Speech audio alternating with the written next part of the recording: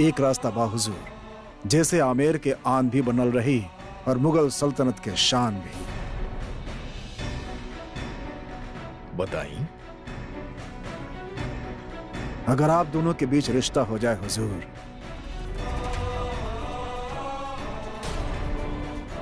तो सब ठीक हो सकेला। मतलब ही राजा साहब कि आपकी बड़ी बेटी जोधा के निकाह शहंशाह से हो जाए तो बस जे अब तक कबो नहीं के भाई वो अब होखी।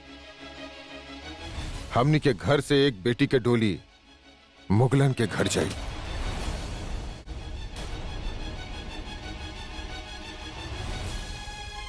हम जोधा के विवाह मुगल सल्तनत के शहंशाह जलालुद्दीन मोहम्मद के साथ करे के निर्णय ले बानी।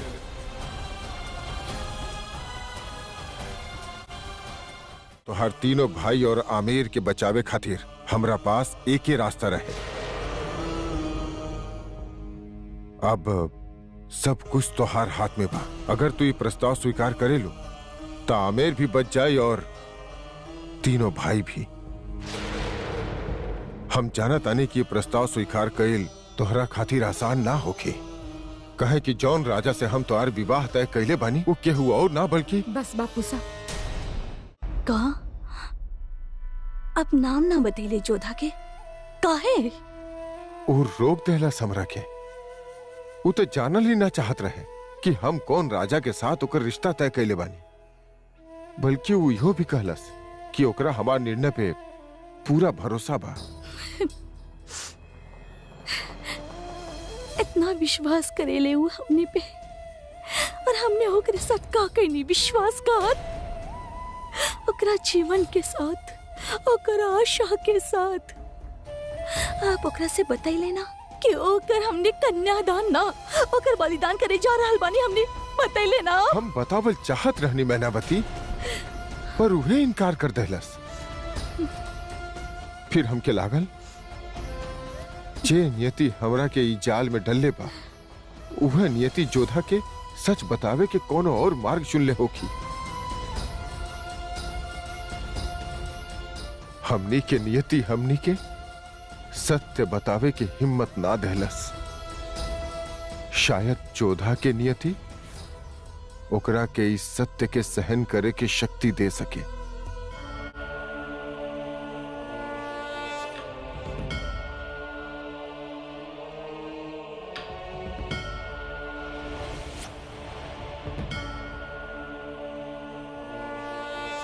हे काली माँ, तहार लीला केहू ना समझ सकेला। समय के चाल, मनुष्य के भाग्य सिर्फ तू बदल सकेलू और तू बदल देहलू।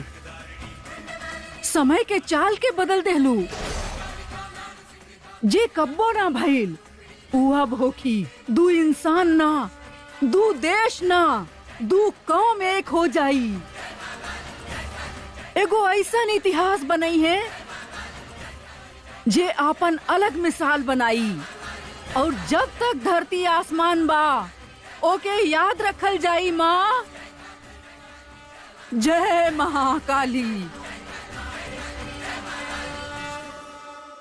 राजकुमारी जोधा और मुगल बादशाह के रिश्ता की खबर चारों ओर फैल चुकल रहे और ये खबर सुन के सभी राजा भारमल से बेहद नाराज रहले। दूसरे राजा लोग के ई विरोध में उहो भी शामिल होके वाला रहे जे आवे वाला कल में आपन नाम सबसे बड़ वीर योद्धा के तौर पे लिखे वाला रहे। मेवाड़ के राजकुमार, चित्तौड़ के सूरज, महाराणा सांगा के कुलदीपक, आवे वाला कल के महाराणा प्रताप।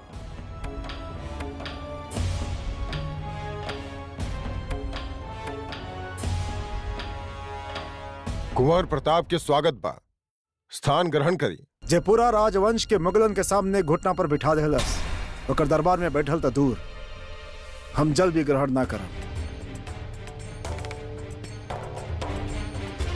अपन राजवंश के आन, उनकर मर्यादा, उनके रक्त के भी अपमानित के बानी भारमल जी। मुगलन के साथ रोटी बेटी के संबंध जोड़ा बाप, ई कायरता के पराकाष्ठा बा। आप आमेर ही ना पूरा राजकुल के अपमानित के बानी। तो का हम आपसे पूछ सके नहीं कि कहाँ रहे सूर्यवंश जब मुगल हमनी के चारों ओर से घेर ले रहले? सिवाय सूर्यभान के केहू हमार मदद खातिर ना आयल रहे। कहाँ गए रहले सब लोग जब हमार बेटा लोग के बंदी बना लिहल गए रहे? कहाँ गए रहले सब लोग जब शरीफुद्दीन दोनों हाथ से हमके लूटत रहे? और उनके तो पता नहीं खे, किंतु यदि आप हमके रण निमंत्रण भेजती तो हमेशा अपने साथ हमके खड़ा पैती, लेकिन आप हमके कोनो निमंत्रण ना भेजनी। निमंत्रण तो हम ही विवाह के भी ना भेजले रहनी, फिर काहे आई बनिया? हमरा के आवे के पड़ल, कहे कि विषय आपके व्यक्तिगत नहीं खे, ये पूरा राजवंश के विषय बा, हर एक राजवंशी के विषय बा, जेकर नियम के धज्जी उड़ावे जा रहल बानी आप, जेकर सम्मान के जेकर मान के आप दहेज बना के मुगलन के सौंपे जा रहल बानी। ऐसन बात आप ना करी तो अच्छा बा। आमेर पे कब्जा करे के स्वप्न तो आप भी देखले रहनी ना, आक्रमण कैले रहनी ना आप आमेर पे, जे स्वयं अपन भाई शक्ति सिंह के रक्त के प्यासा बा, ओकर मुंह से रक्षा के ई बात शोभा ना देवे। विपरीत परिस्थिति में हमके खाली एगो मुगल के साथ मिलन, और हम आपके बता दें कि आमेर के सैकड़न सर बचावे खातिर हम मुगलन के साथ हाथ मिलेनी है। हजारन सुहागन औरतन के सिंदूर बचावे खातिर हम अपन बेटी के मांग में एक मुगल के नाम के सिंदूर स्वीकार कईनी। मिट्टी खातिर न जाने कितना लोग मिट्टी हो गए। एक समझौता से अगर नुकसान रुक सकेला तो फिर विरोध कैसन? और यदि संबंध आपके इतना खटक रहल बा तो फिर निकाली तलवार, खड़ा हो जाए मुगलन के विरुद्ध। पर आप ऐसा ना करब, कहे कि आप अब तक चित्तौड़ के राजा बनल नहीं थे, ना आपके पास शक्ति बा न सेना। एगो शूरवीर के ओकर शक्ति के प्रदर्शन करे खातिर सेना की आवश्यकता ना होखेला, अवसर की आवश्यकता होखेला, और वो अवसर आपके मिलल रहे, लेकिन आप अपन बेटा अपन सैनिकन के जान के अपन मान से ज्यादा महत्व देनी भूल गए रहनी आप कि एगो योद्धा अपन जान से ज्यादा अपन आन बान शान के इज्जत करेला, ओकरा खातिर जिएला। आप भूल गए रहनी अपन माथा पर इजन पगड़ी बांधे नी, अपन ललाट पे लिखल भाग्य से ऊपर बांधे नी, ताकि कभी वक्त आए और हमार सर कट के नीचे गिरे तो हमार पगड़ी केहू के सामने झुके ना। आप भुला गए नहीं कि हमने यहाँ गड़ल सर के पूजल जाला, लेकिन झुकल सर पर थूकल जाला। प्रताप!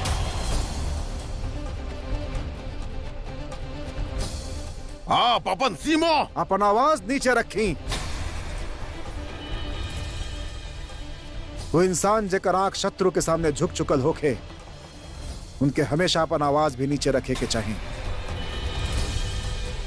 आपके कोनो अधिकार नहीं है कि अपन आवाज या अपन गर्दन या अपन पगड़ी या अपन ध्वज ऊंचा रखे के। इतिहास में वीरन के नाम स्वर्ण अक्षर में लिखल जाला, लेकिन आपके नाम काला अक्षर में लिखल जाए।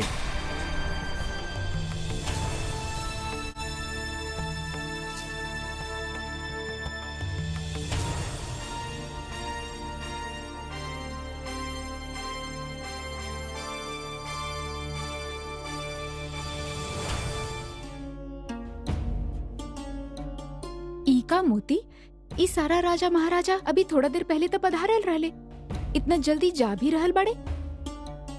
पता ना, आयल होखिए कोनो आवश्यक बात करे। हम समझ गई नी, बापू सा हमार विवाह तय कर देले बड़े ना, उहे के विचार विमर्श खातिर बोलैले होखिए। विवाह? आपके अपन विवाह के बारे में पता बा? बापू सा कल ही हमके बतैले। राजा सब बता देले? और आप ये विवाह खातिर तैयार? हम तैयार बानी। आमेर के रक्षा और बापूसा के वचन खातिर हम कुछ भी कर सकेनी। बापूसा जे भी राजघराना हमरा खातिर चुनले होखी, हमके उ स्वीकार बा। राजघराना? एकर मतलब राजा शाह जोधा के जलाल के बारे में कुछ ना बतैले? का सोच रहल बाड़ू तू? ना, कुछ ना। राजा साहब आपके नाम ना बतैले? ना, जब इतना बता देले कि आमिर की सुरक्षा खातिर इस संबंध जोड़ल बहुत आवश्यक है, तो फिर हमार कुछ भी पूछे के का मतलब है? हम ठीक कह रहल बानी ना मोती? अरे तू रोवत काहे बाड़ू? विवाह के बाद भले ही आमिर से हमार रिश्ता छूट जाए, पर तहार ना, तोहके तो हम अपना साथ अपना ससुराल ले जाए। अब रोइब बंद करा और वादा करा हमरे ससुराल आइबू ना?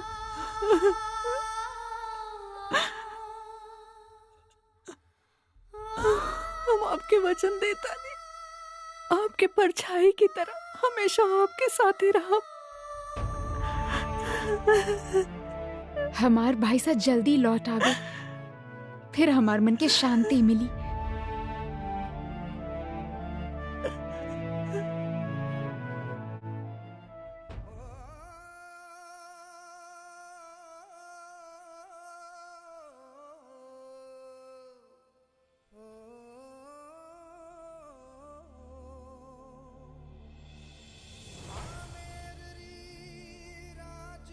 ये आवाज कैसन? शहनशाह, इस वक्त हम लोग आमेर के सरहद के करीब बानी। कुछ बंजारा बाड़े, राजा के लोग के गीत गा रहल बाड़े। उनके यहाँ फौरन पेश कइल जाए।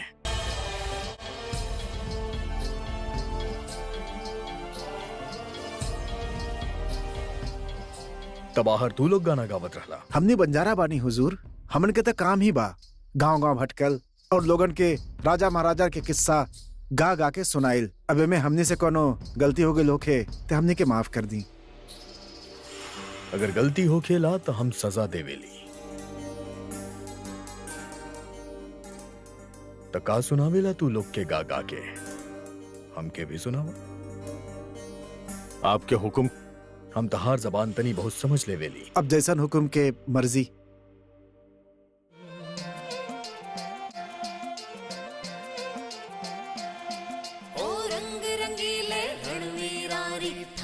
कथा सुनावा, एक लजवंती रा गुण गावा और सांची सांच बतावा। जी जी आमेर री राजकुमारी जो था सब जग से अलबेली, और रूप देख के चंद लजाए सूरज छुपे अदरी बदरी। होंठ तो जैसे कमल पंखुरी, होंठ तो जैसे कमल पंखुरी, माथे नखट सजावा। जी जी हरे बाल हैं उसके काले बादल, नैनों से हारे मृग नैन। मुस्काए तो बिजली दमके एक झलक कर देवे चैन। चले मोरनी जैसे ठुमक कर,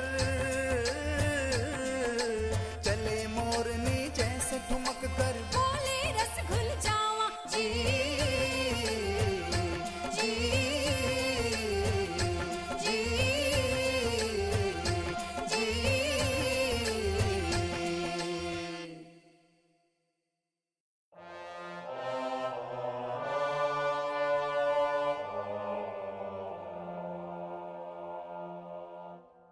ई बात तहारी नाम। हुकुम के नाम चांद सूरज जैसन चमके। आमेर के शहजादी के तारीफ खातिर आज हम तो के इनाम देले बानी, लेकिन याद रहे अगर आज के बाद तू आमेर के शहजादी के तारीफ कैला तो दोबारा गाना गावे के लायक न रहा। जबान काट लिहल जाए तहार।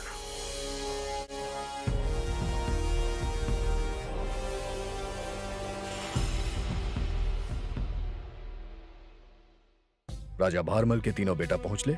ना सरकार, हम आपके पैगाम सूबेदार शरीफुद्दीन तक पहुंचा दे ले रहनी, लेकिन ऊपर अमल ना भइल अब तक। शरीफुद्दीन के ई पैगाम भेज दिहल जाए कि वो जहां भी हो के जैसन भी हो के फौरन हमरा सामने हाजिर हो। जी हुजूर। अभी भी समय बा, राजा लोग के विरोध टालल जा सकेला, जोधा के जीवन नरक होके से बचायल जा सकेला। कहे ना जोधा के स्थान पर कोनो दासी के भेज देहल जा। अच्छा विचार बा। मोती बाई के भेज देता नहीं, मुगलन के का पता चली राजा सा के बाद भी रह जाई और आमेर भी बच जाई। बच्चा जैसन बात मत करिए आप लोग, ये मत भूली जब जलाल भेस बदल के आमिर आयल रहे तो ओकर आमना सामना जोधा से भइल रहे। अब भले वो जोधा के देखले होखे या ना देखले होखे, बाकी बापूसा मुगल के वचन दे चुकल बाड़न। अब ऐसन में जलाल के साथ जोधा की जगह मोतीबाई के बियाह हमने कैसे कर सकेनी? जोधा बुआ के बदला मोतीबाई के ब्याह, जोधा बुआ के बदले मोतीबाई के ब्याह। एके भाग्य के खेल कहल जाए या नियति के चक्र। यहाँ आमेर में जोधा जलाल के साथ अपन विवाह से अनजान रहे और वहां आगरा में रुकैया बेगम ही बात से बेखबर रहनी कि जलाल एक और शादी करे जा रहा बा। वाह, का शानदार कारीगरी है। आप शायद भूल रहल बानी, ई उहे हार बा जे आमेर के राजकुमारी जोधा तीर्थ करके तौर पे देले रही।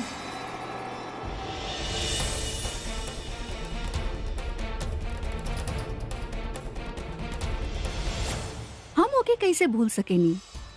बड़ा गुमान रहे ना ओके आमेर के राजकुमारी होके के। बेचारी अब मामूली सब बांदी बन के रह गई होगी। सुन ली हाँ, शरीफुद्दीन के सामने आमेर घुटना टेक देले बा अपन।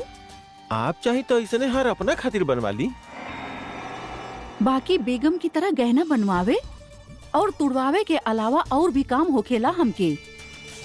हम मल्लिकाए खास बानी। ये तो अर्ज कैले बानी हम कि आप मल्लिकाए खास बानी, यही से हर खास चीज आपके पास होके के चाहिए। हर वो नायाब चीज जे हमार मल्लिकाए खास के और भी खास बना देवे। मशवरा अच्छा बा। शहंशाह एक एक करके रियासत जीतत जात बड़े और हर एक रियासत से एगो यादगार नमूना हमरा खातिर होके के चाहिए। एगो काम करा, ऐसे ने एगो हार हमरा खातिर बनवावा। बाकी याद रहे, हू बहू ऐसे ही दिखे के चाहिए।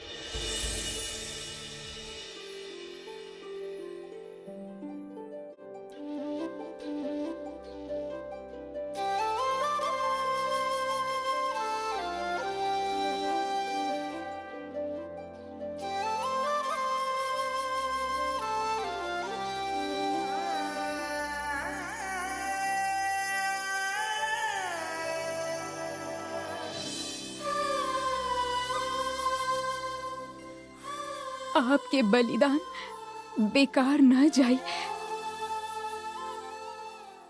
जेकरा से हमार ब्याह होके वाला बा उ मुगलन के खिलाफ हमनी के सहायता कैले बाड़े, हमार तीनों भाई सा के बचैले बाड़े और अब वो आपके अधूरा प्रतिशोध पूरा करिए। बहुते सुंदर हार बा बुआ जी। मोतीबाई खातिर बना? मोती खातिर काहे? बाबूजी कहत रहले उनके ब्याह होके वाला बा। मोती के ब्याह? अच्छा समझनी, भाई सा कहले होखिए वो हमरे साथ हमरे ससुराल जाई और तू होकर ई मतलब निकाल बैठर। अब एगो वीर योद्धा पे हंसता नहीं बुआ जी। अच्छा, गलती हो गई हमसे वीर मान सिंह, अपन बुआ सा के क्षमा कर दी। वैसे ई वीर योद्धा यहाँ का करे आयल रहे? वीर रक्षा करे खातिर आवेले और हम यहाँ अपन बुआ जी के रक्षा करे खातिर आयल बानी। बिल्कुल भाई सा की तरह बहादुर बाड़ा। एक त युद्ध में हार और जलाल के साथ जोधा के विवाह, ई सबसे आमेर के प्रजा इतना बौखलाई रहे कि एक वीर योद्धा अपन जान के परवाह न करके अकबर के खेमा तक जा पहुंचल।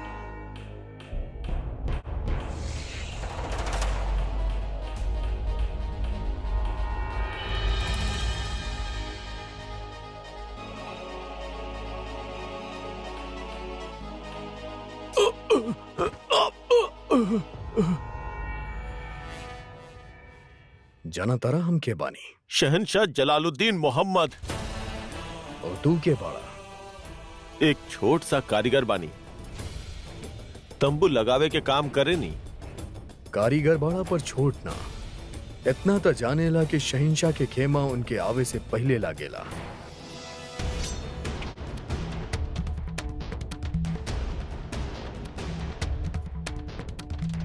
तहार खंजर उहाना यहाँ बा।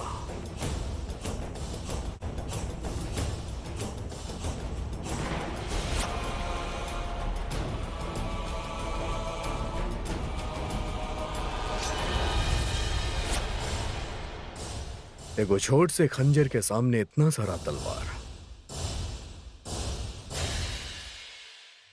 अब बतावा के बड़ा तू यहाँ कोना मकसद से आयल बड़ा?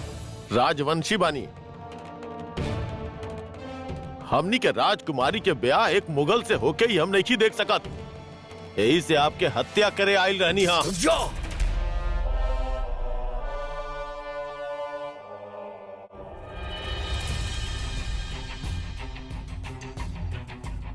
करला अपन मकसद पूरा, चांद से मारता हमरा के। पर हम तो सुन ले रहनी कि तू राजा लोग बहादुर हो खेला, कबो छुप के वार ना करेला। छिप के तो आप आयल रहनी हमारा आमेर में। तो तहरा मालूम बा कि हम वहां भी आयल रहनी? हाँ, पर ही ना मालूम रहे कि आमेर के गली में घूमे वाला ये मुगल बादशाह जलालुद्दीन हा। ना तो वही समय वहां भी ना मार पैला और यहाँ भी पकड़ल गईला। अब का हुई तहार? सोच के आयल रहनी है कि जीवित ना लौटब। मार दी हमके, मार दी। अगर यह तरह तू लोग के मारत रहनी तो जोधा से निकाह के वक्त हमसे रिश्तेदारी निभावे के आई।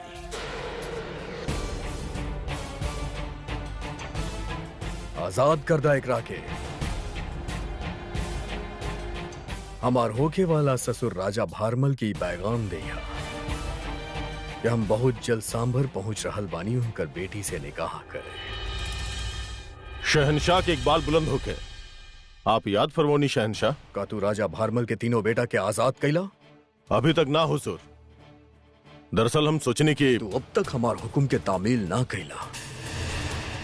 अच्छी तरह से जाने ला तू कि तो हम राजा भारमल के अपन जबान देले बानी।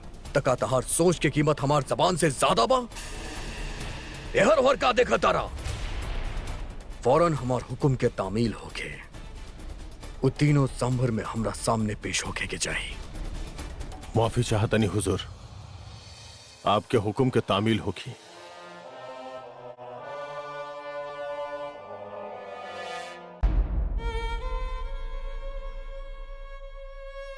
खम्मा गणी हुजूर, भानपुर के महारानी स्वर्गीय सूर्यभान सिंह के माँ पधार रहल बानी। सूर्यभान के माँ यहाँ?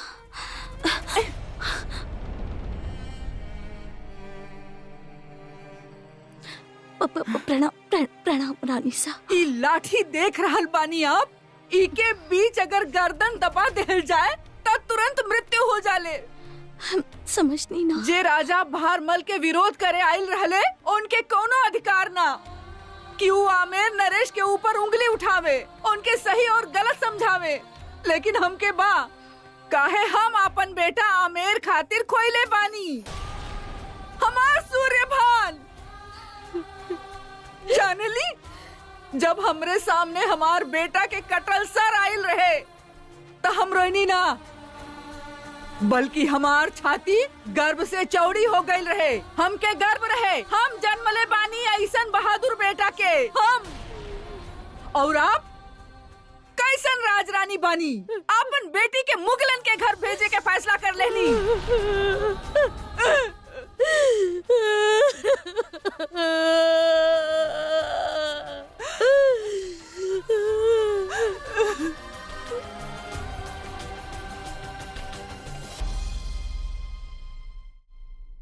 इतना बेइज्जती कैले हमार, वो सबके सामने। आमेर पे हमला हम कहनी, कब्जा हम कहनी, वो तीनों भाइयों के कैद हम कहनी, ताकि भारमल जलाल के खिलाफ खड़ा ना हो सके। इतना सब कुछ करके यह सिरा मिल रहा भाम के।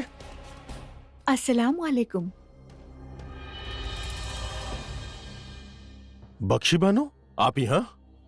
जी, मेवात के रास्ता से महामंगा अजमेर जात रहनी ता हम सबके भी ले आईनी। हुजूर के थकान दूर करे के बाद ता एक बर्तन में गर्म पानी और नमक डाल के ले आवा। बहुत खूब। भाई जख्म देवेला और बहन ऊपर नमक छिड़के की तैयारी करेले। भाईजान कुछ कह देले का? कहले ना, तौहीन कैले बाड़े हमार, वो सबके सामने। आपके भाईजान हो भुला गए कि सूबेदार होकला के साथ साथ हम उनकर बहन के शौहर भी बानी, जेकरा से रिश्ता भी ना जुड़ल। उ लोगन खातिर उनकर बेइज्जती कल जा रहल बा, जो रिश्ता में उनकर बहुत खास बाड़े। हम बात करब उनसे। बस अब ये कसर बाकी रह गई रहे कि एक औरत के दामन के सहारा ले। ना मर्द नहीं खे शरीफुद्दीन। अस्सलाम वालेकुम सूबेदार साहब जी। हम ये पूछत रहने कि आप जोधा के तीनों भाइयन के वापस ले जा रहल बाड़े, लेकिन कहू तीनों भाइयन के पता बा कि उनका लाडली बहन शहंशाह के साथ निकाह कर रहल बिया? हमसे का पूछा था नहीं, इनकर भाईजान से पूछी। उनकरा अलावा क्या हुआ और के सल्तनत के बारे में सोचे के हक बाही कहा? सूबेदार साहब बात तो सुनी।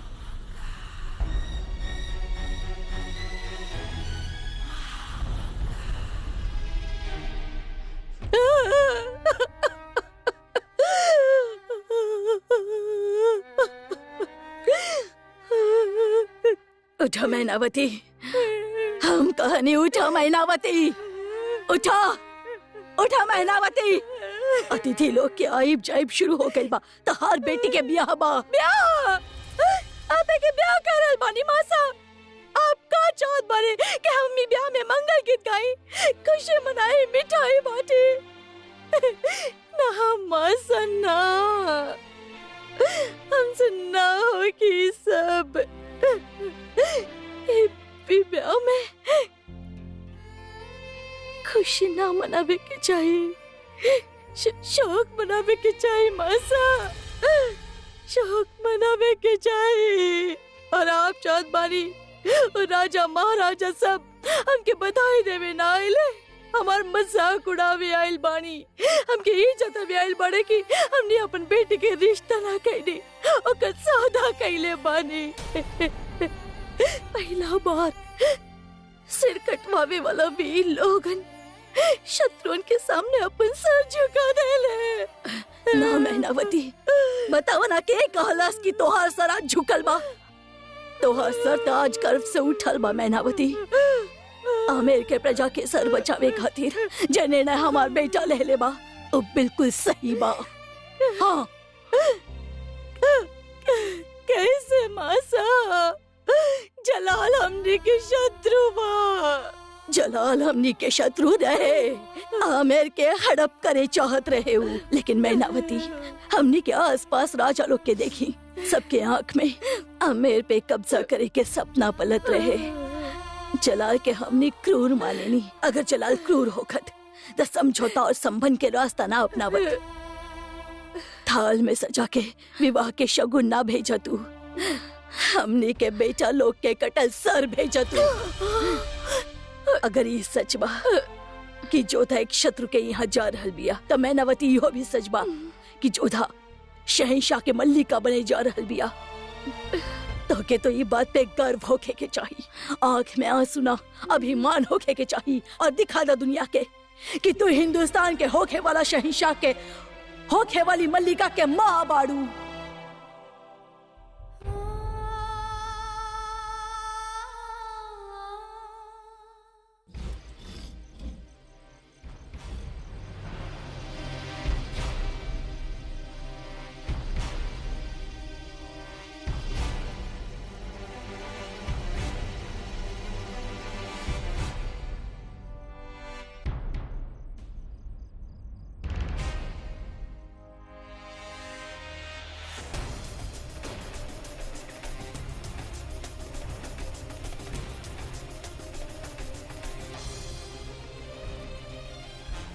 केबा?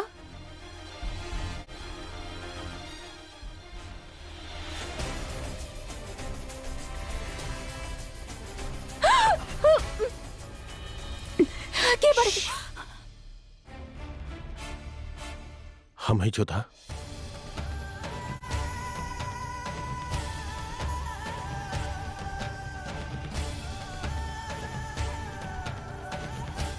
सुजमल, आप यहाँ आवे के दुस्साहस कैसे कैला? इतना बड़ विश्वासघात कई के कामू लेके आये यहाँ पे? हम कोनो विश्वासघात नहीं कैले, हम सिर्फ युद्ध कैले बानी। आमिर के गद्दी खातिर, वो गद्दी जकरा पे हमार बापू सा के गैला के बाद हमारा अधिकार रहे। उ वीरन के रक्त पे भी आपके अधिकार रहे जे के आप बहा देला, या राजा सूर्यभान के सर पे आपके अधिकार रहे जे के आप यूं ही कट जाए देला। राजा सूर्यभान के साथ जे भी भइल उसे हमके भी बहुत ठेस पहुंचल बा। यही से मुगलन के साथ छोड़ के आ गई। कोनो विश्वासघाती पे हम भरोसा ना कर सके नी। विश्वासघात हम ना तो हर बापू सा के ले बड़े, और अब जो करे जा रहल बड़े कुंवर सुजामल,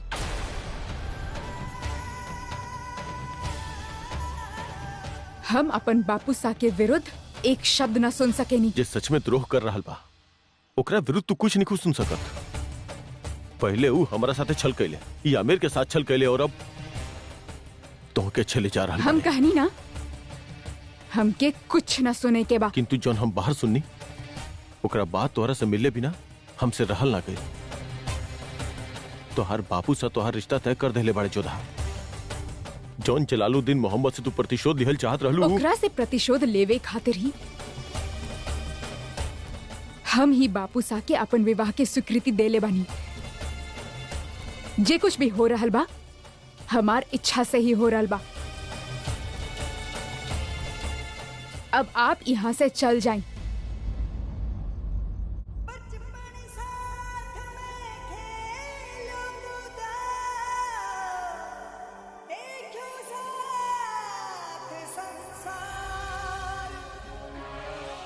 राजा सूर्यभान ता अब ना रहले, पर जोधा अभी जीवित बिया। हम आमिर और हमार बाकी के भाइयन खातिर कुछ भी करब। जोधा तू ठीक ते बाड़ू?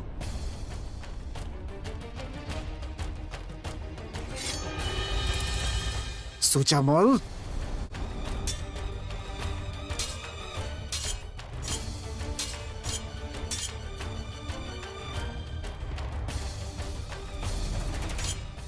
भाई साहब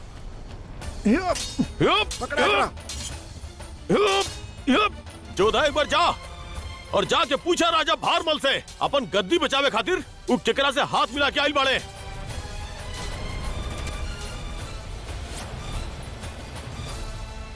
भाई साहब का कहत रहले सुजामल भाई? जोधा सुजामल आइल बा, जरूर कोनो सिपाही के साथ। भाई साहब पहले आप हमके बताई उनके बात के अर्थ का रहे? जोधा सुजामल एगो राजद्रोही बा और तू ओकर बात के भरोसा करत आड़ू?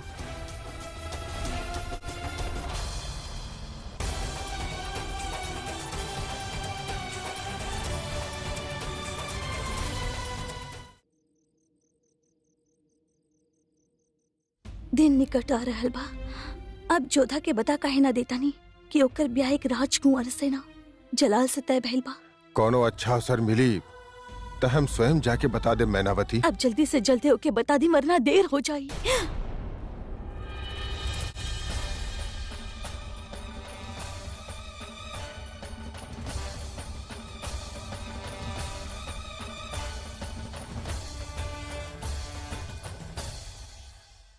आवा जोधा आवा, हम तोहरा ही गहना के बात करत रहनी है। भगवान दास ये तोहर हाथ से रक्त कैसन? सुजामल आइल रहे, होकर तलवार छू के निकल गए। वो यहाँ काहे आइल रहे और कैसे? गुप्त मार्ग से पहुंचल होखी, घर के भेदी लंका ढावे, लेकिन वो यहाँ आइल ही काहे? वो हमसे मिले आयल रहे बापू साहब, किंतु हम साफ कह देनी अब हम उनसे कबो ना मिले चाहब। अब ठीक रहले बापू साहब, अब भाई साहब पहले जैसे ना बाड़े। आपके बारे में भी न जाने का भला बुरा कहत रहले कि पूछिए अपन बापू साहब से कि केकरा साथ हाथ मिलैले बाड़े।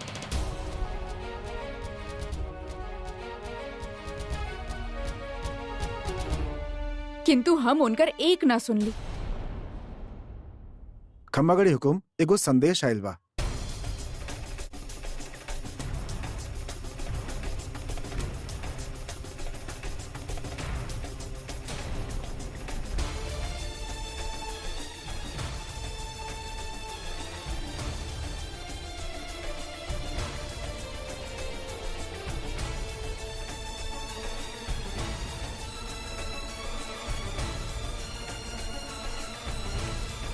का लिखल बा भारमल? अब माँ साहब विवाह के संदेश बा। वो लोग कल ही सांभर पहुंच रहल बाड़े और चाहत अड़े कि विवाह भी ओइजे होखे। भगवान दास, हमने के तुरंत सांभर खातिर निकले के पड़ी। सांभर में बारात के प्रबंध कइल जाए। सैनिक, संगीतज्ञ और सजावट वालन के तुरंत आदेश करा। जी बापू साहब।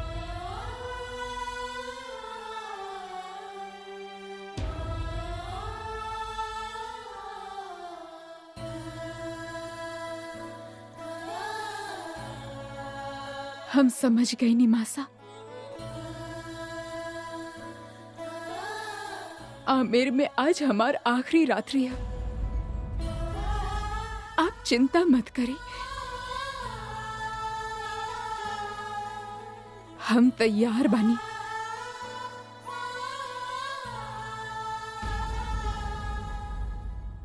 सारा इंतजामात मुकम्मल होके के चाहिए। हम मानत बानी कि राजा लोग शहंशाह और जोधा के निकाह खातिर राजी बाड़े, लेकिन हमने के ये बात ना भूले की चाहिए कि राजा लोग हमने के दुश्मन बाड़े। दुश्मन और ऊंट कौन करवट बैठ जाए भरोसा ना।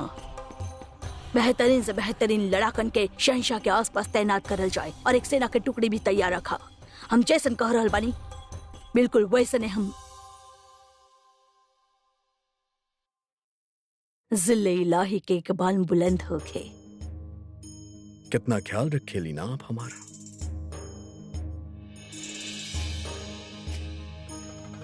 और भी बहुत लोग बड़े जलाल जेके अपन ख्याल बा, लेकिन लागत आप उनके भूल गए बड़े। मतलब सांबर में आपने कहा करे जा रहल बानी और आगरा में मलिकाए बेगम मरियम मकानी और आपके बेगम रुकैया की बात के खबर तक ना पहुंचाई आप। एक जरूरत खबा बड़म्मी, हम बस एक और निकाह ही तक करता नहीं। जब निकाह के बाद आगरा पहुंचब तो सबके खुद ब खुद खबर हो जाई।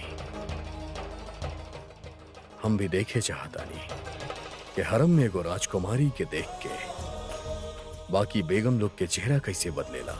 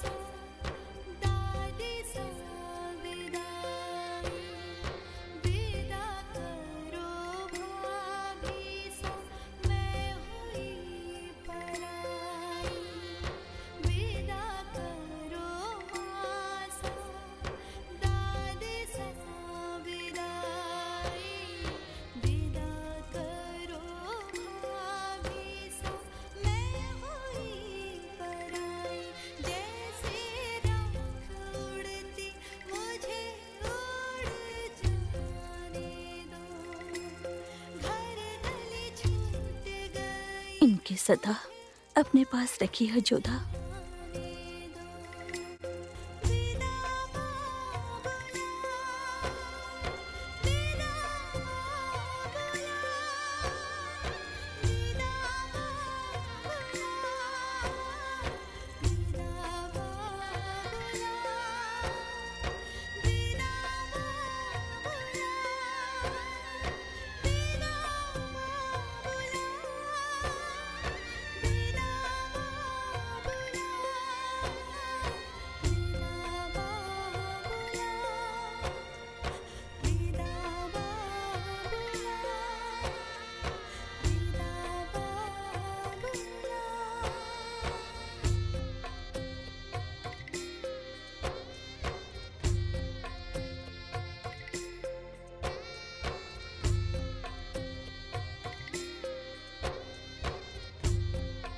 जोधा, दौड़ी मत लांगिया।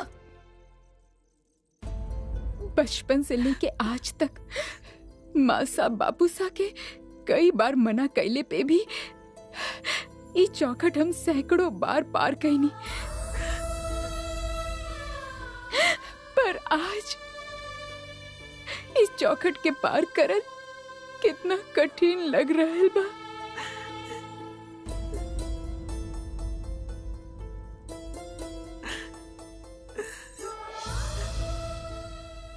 हे माँ भवानी, आपन कृपा हमार आमेर पे, ई माटी पे और हमार परिवार पे सदा बना के रखिया।